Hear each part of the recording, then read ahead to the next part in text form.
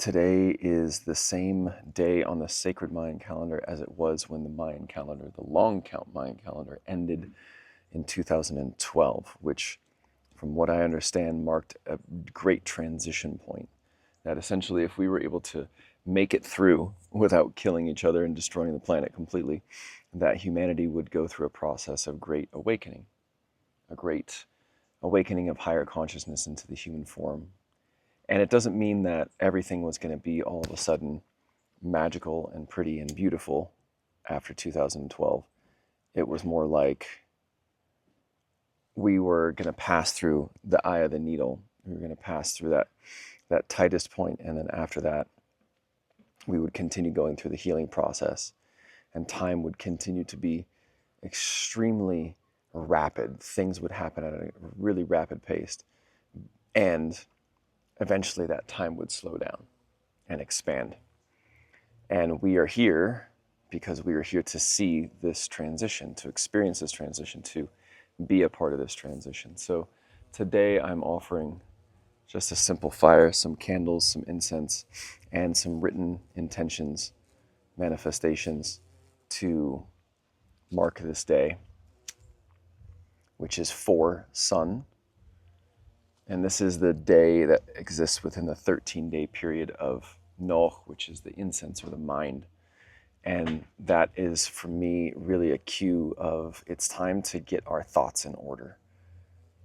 And so I'm going to start by making this offering and expressing my gratitude for the ancient wisdom of the Mayan people, for the permission to be here on this land, for the just being held and supported as I go through this process of releasing all of my old thought patterns and making space for new ones, for new thoughts, new creations, new creativity.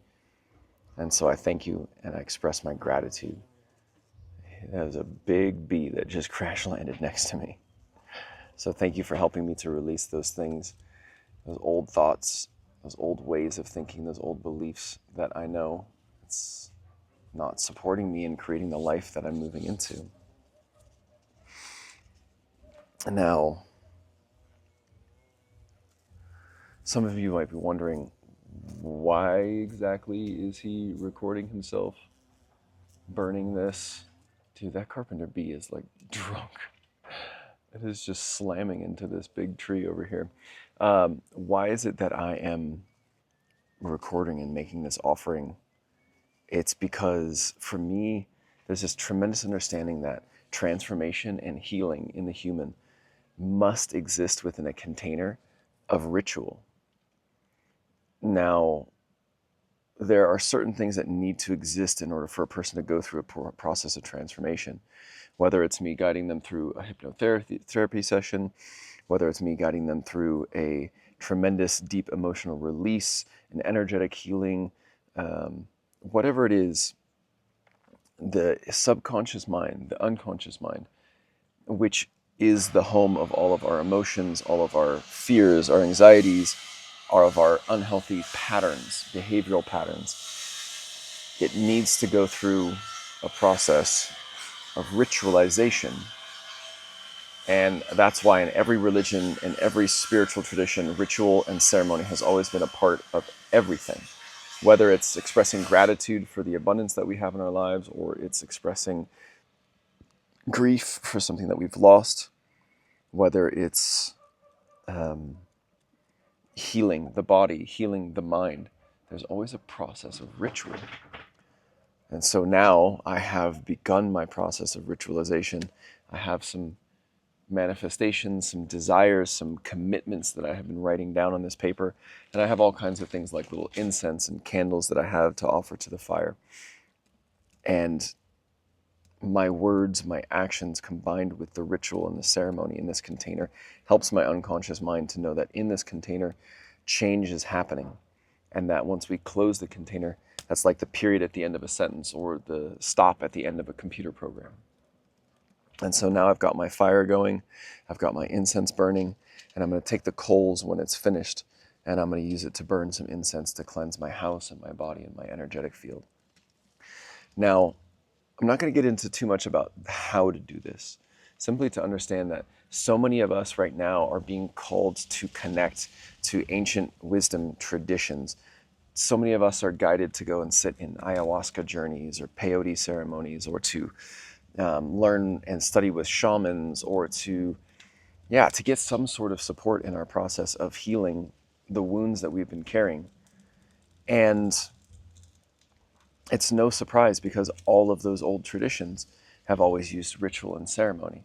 It's not the same as modern Western allopathic medicine or modern Western psychology, which says that just take a pill and you're going to not feel depressed, right? Use some antidepressants, you're going to be fine. Now, don't get me wrong, there are aspects of chemical balances and imbalances that can be involved with a lot of the difficulties that we're experiencing. And also the human body, the human consciousness has been designed to heal itself. Sometimes we need help. And that's where a curandero, a shaman, a healer, a guide, and even a therapist can come in and help out. I suppose even the therapist has some sort of a ritualistic setting, because you would go into their office, do a process, and then come out. I've just found that most of the times when I'm working with therapists, there's no real process. There's no real work being done. There's no techniques to help the healing. It's just come and tell me all your problems, relive all your stories, and leave again with nothing resolved. And then we end up tied and bound to our old stories. But we can release those stories. We can change them. We can reframe them utilizing modern and ancient techniques. And that is the type of energy that I like to work with. So even with my hypnotherapy sessions, I still set space and create a container to help my clients to go through this process of transformation, whether it's quitting smoking or releasing their addictions, releasing the trauma and the grief, getting to understand the depths of their own hidden pains, so that we can shift their relationship with substances or whatever their issue might be. It's always so critical for me to have that space. Ritual is important. It is something that exists in our reality because it is fundamental for how we change, how we grow, how we evolve. So whenever you might see on YouTube someone saying, oh yeah, write down your manifestations and burn them, there's a reason for that. And it's because the unconscious mind needs that space of ritual and that space of ceremony. Now today, for me, is about beginnings, new beginnings. And so I've done a lot of releasing. I've done a lot of letting go. I've undone the knots of the things that have held me back. I've emptied, I've shouted and grieved, and I've cried, and I've processed, and I've released limiting beliefs, and I've done so much of that, not only over the last few months, but over the last several years. But that's only one step. The next step is to set intentions, to set visions, to set goals, to move forward, to take action. And so that's what I'm focusing on today.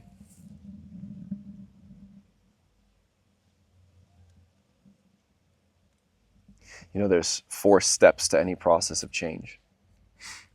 This is something that my neurolinguistic programming teacher shares with me, and that I share with all of my clients, and I'll say it over and over again, almost to the point where it gets a bit seemingly repetitive and redundant. But it's number 1, release the baggage, get rid of the unconscious mind's stuck and stagnant emotional energy. It's to get rid of the limiting beliefs. It's to get rid of the fractured parts and to integrate them back into the whole. It's to do whatever reprogramming we need to do so that we can go to step 2, which is to have a clear vision, which most of us don't even know what we want. We don't even know how to ask for what we want, because we're so stuck in the old pain and suffering and limiting beliefs, the self-sabotage, limitations, the results of years of complex trauma. And then the third thing is to take action. We have to do something. Yes, spirit, energy, consciousness is here to support us and give us whatever we want, and we must take a step forward towards it. We must take many steps, and we will always be met. We move towards our goals, and our goals move towards us. Synchronicity and the power of magic, the magic that is this reality, this video game, this simulation, will get us there. And then the fourth thing is to stay focused.